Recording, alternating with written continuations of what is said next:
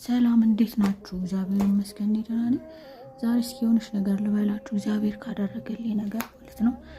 እና በህይወታችን ውስጥ ብዙ ጊዜ ማለት ነው አስፈላጊ ነገር ነው ብለን ማሰብ ያለብን ነገር ቢኖር በየትኛውም ሁኔታ በየትኛውም ጊዜና ሁኔታ ውስጥ ብንሆን እግዚአብሔርን የሚያሳጣ ወይም የሚያሳጣን ነገር ከሆነ ለኔ ወይም ላንተ ላንቺ አይሆንም። በቃ እግዚአብሔርን ማጣት ስለሌለብን ማለት ነው። እና አንዳንዴ ይሄ እኔ የፈለኩት ነገር ካልሆነ ብለን ድርቅ የምንልበት ታይም ይኖራል እና እሱ ነገር ሳይሆን ይቀራል። ግን እግዚአብሔር ከምን አይነት ነገር እየጠበቀን እንደሆነ በምን እናውቃለን?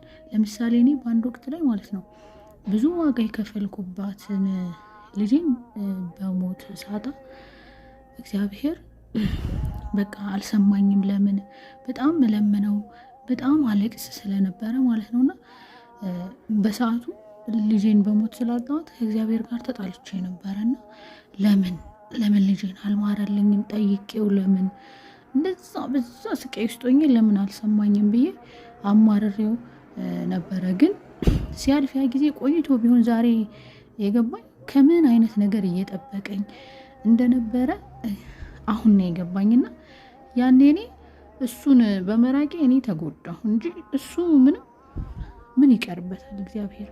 እኔ የኔ አመሰገንኩት አላመሰገንኩት ለሱ ምንም ነው በቃ። ግን ዛሬ ላይ ቸርነቱ ማለት ነው እየተከተለኝ በኃጢአትም ውስጥ ሆኜ ዛሬ ላለሁበት ላይ ስላደረሰኝ እግዚአብሔርን በጣም ነው የማመሰግነውና አንዳንዴ በህይወታችን የሚፈጠሩ ነገሮችን ማለት ነው ለምንን ያከለከለንን ነገር ተመስገን ብለን ብናልፈው መልካም ነው።